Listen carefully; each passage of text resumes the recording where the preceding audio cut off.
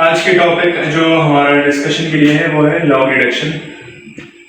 मुख्तलिफ जो भी माइक्रोबायोलॉजिकल टेस्ट हैं फार्मास्यूटिकल लैब्स में, उनमें ये वाली टर्मिनोलॉजी काफ़ी यूज़ होती है। अब लॉग रिडक्शन कहाँ कहाँ पे यूज़ हो रही है? डिसइंफेक्टेंट एफिकेसी टेस्टिंग तो देख लें आप, प्रिजर्वेटिव एफिकेसी टेस्टिंग हो या एंडोजन चैलेंज टेस्ट हो, उसमें हमारे एक्सेप्टेंस क्राइटेरिया में लॉग रिडक्शन की टर्म जो है वो यूज़ हो रही होती है। अब एक्चुअली में लॉग रिडक्शन है क्या है, इसको कैसे फाइंड आउट करते हैं, अचीव कैसे होता है, ये हम आज डिस्कस करते हैं। अब मिसाल के तौर पर हम डिसइंफेक्टेंट एफिकेसी टेस्टिंग की बात करें तो उसका जो एक्सेप्टेंस क्राइटेरिया है उसमें ये है कि जो भी आपका स्पेसिफिक कॉन्टेक्ट टाइम है उस पर आपके पास 3 लॉग रिडक्शन जो है बैक्टीरिया का होना चाहिए और 2 लॉग रिडक्शन जो है वो बैक्टीरियल स्पोर या फंगस का होना चाहिए। अब हमें कैसे पता चलेगा कि ये लॉग रिडक्शन हुई है नहीं हुई और कितनी लॉग रिडक्शन हुई है वो, तो इसको हम आज के टॉपिक में डिस्कस करते हैं। तो disinfectant efficacy testing by itself काफ़ी कॉम्प्लिकेटेड और एक बहुत ही ब्रॉड टॉपिक है, लेकिन उसमें सिर्फ हम इसको फोकस करेंगे कि एक्चुअली लॉग रिडक्शन जो है वो कैसे हम अचीव करते हैं। मिसाल के तौर पे हमने अपना गिवन कॉन्टेक्ट टाइम था, उससे पहले हमने अपने डिसइंफेक्टेंट के साथ इंट्रोड्यूस किए माइक्रो ऑर्गेनिज्म कोई भी है, उसमें से हमने फॉर एग्जांपल 1500 CFU हमने उसके अंदर इंट्रोड्यूस करवाए। ये मैं एग्जांपल दे रहा हूँ। अब 1500 CFU 1500 का लॉग क्या होगा वो मैं निकाल के बता देता हूँ।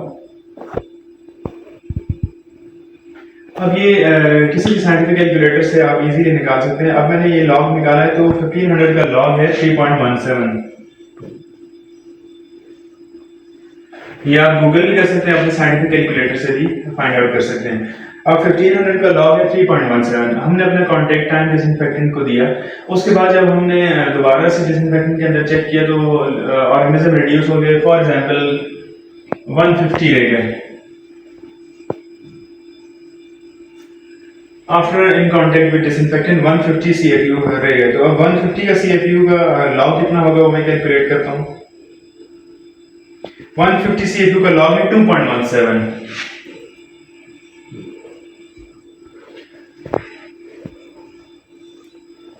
अब ये देखें 1500 का लॉग है 3.17 और 150 CFU का लॉग है 2.17।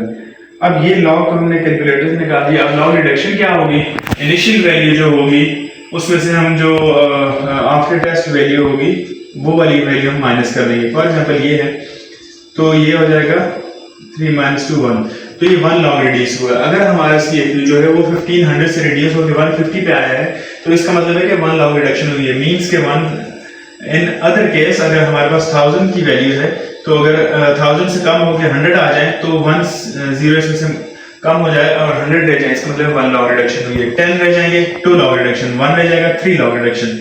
तो इसी तरह ये भी चीज वर्क करती है। आपने बिफोर जो वैल्यू जो इंट्रोड्यूस कराएंगे उसका लॉग निकालना है और आफ्टर वैल्यू उसका लॉग। तो बिफोर वैल्यू को आफ्टर वैल्यू से माइनस कर देना, जो भी आपके पास आंसर आएगा वो आपकी लॉग रिडक्शन होगी। तो इस तरह आपने टेस्ट के अंदर अपने जितने भी माइक्रो के टेस्ट हैं उसके अंदर लॉग रिडक्शन को समझना है और कैलकुलेट करना है।